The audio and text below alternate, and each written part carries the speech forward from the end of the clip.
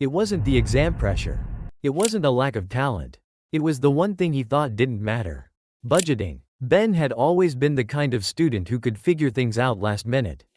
Deadlines, assignments, part-time jobs. He juggled everything with a kind of messy brilliance. But budgeting? He skipped that chapter every time. It felt slow, lifeless. Just numbers in a table. Nothing urgent, nothing real. Until the day it became very real.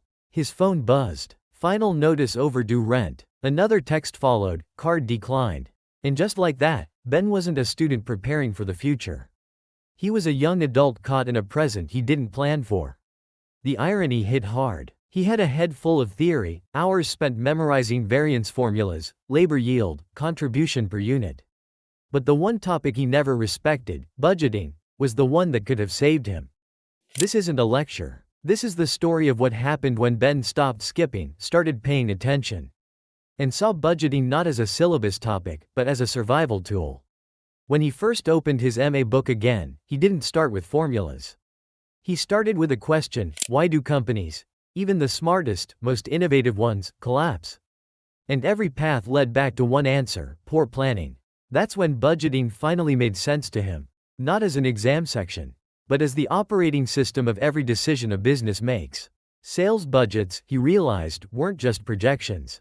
They were the foundation. If a business doesn't estimate how much it will sell, how can it plan to produce anything? If it doesn't plan production, how can it know how much material or labor to buy? Everything flows from that single prediction. Miss it, and you miss everything else. Before, Ben thought a master budget was just an oversized table to memorize. But now, he saw it for what it really was: a mirror of strategy. A final test that asks, is your plan coherent? Do all departments align? Can you walk the talk? Then came the cash budget, the one he ignored the most. The one that now stared back at him through overdue bills and frozen bank accounts. It's not about profits, he finally understood. You can be profitable and still fail if your cash doesn't come in on time. Profit is a long-term story. Cash is what keeps the lights on tomorrow morning. He thought about all the times he spent without tracking expenses. All the exams he planned to prepare for but didn't schedule properly. In hindsight, he wasn't just bad at budgeting, he was living proof of why it matters. As he dug deeper, he found something no one in his classes had told him: budgeting isn't about math. It's about control. And in business, control is power. Incremental budgeting? That was for companies that liked comfort. Just take last year, add a few percent, and move on. Efficient? Maybe. Lazy? Often. Zero-based budgeting? Brutal but honest. Every cost has to justify itself. Perfect for startups, NGOs, or businesses trying to reset. Rolling budgets? Those are for fast-changing industries. Keep the horizon moving, stay adaptive. Like a weather app that updates every hour instead of every week. He saw himself in all of it. At one point, he had a life built on assumptions. Spend now, figure it out later. But budgeting taught him something deeper. Assumptions without structure are just risks in disguise. What changed Ben wasn't the textbook. It was the realization that budgeting wasn't a theory, it was a mindset. One that asked, what do I want to happen? And what must I do to make it happen? He passed his next MA exam.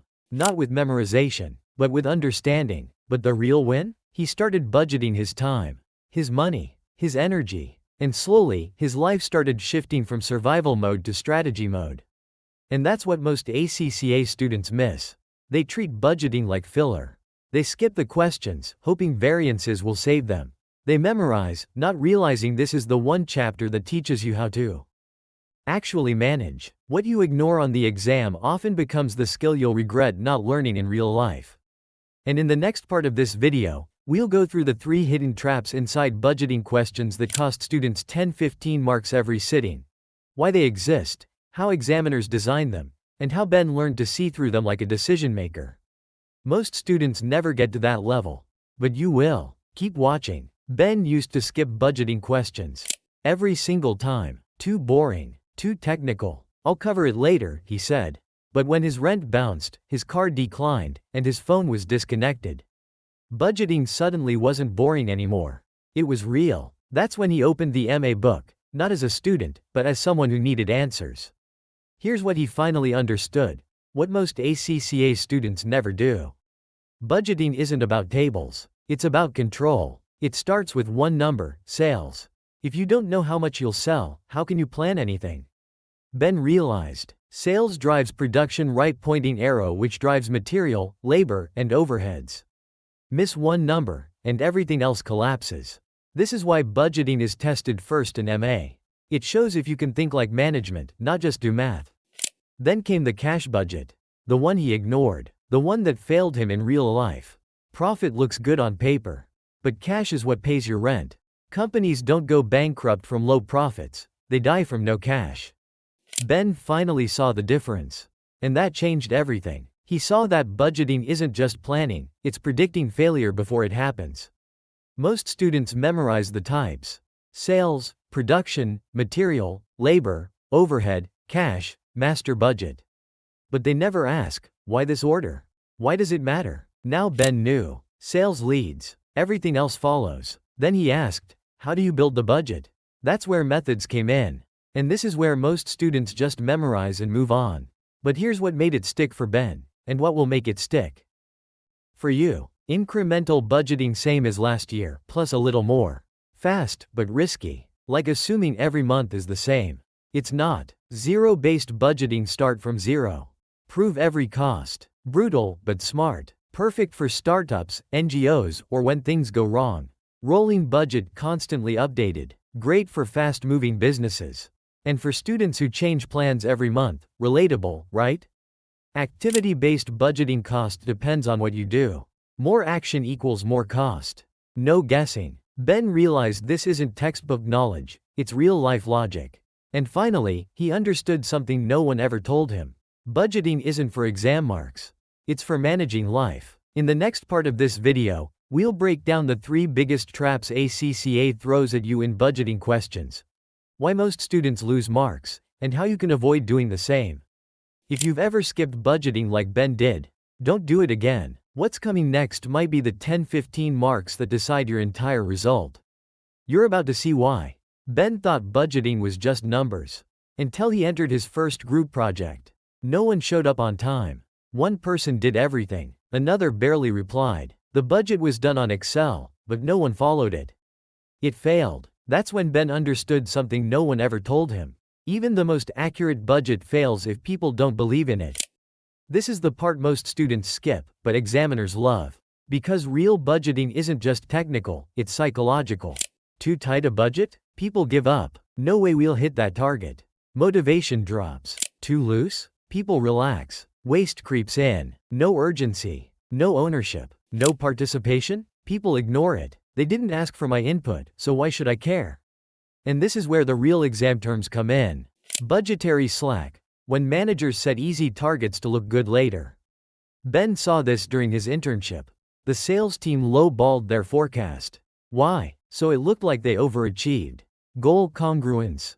It sounds complex, but it's simple. It means the company's goals and the employees' goals match. If the business wants growth, but the team just wants safety, nothing aligns. And here's the key point most students miss. A good budget doesn't manipulate.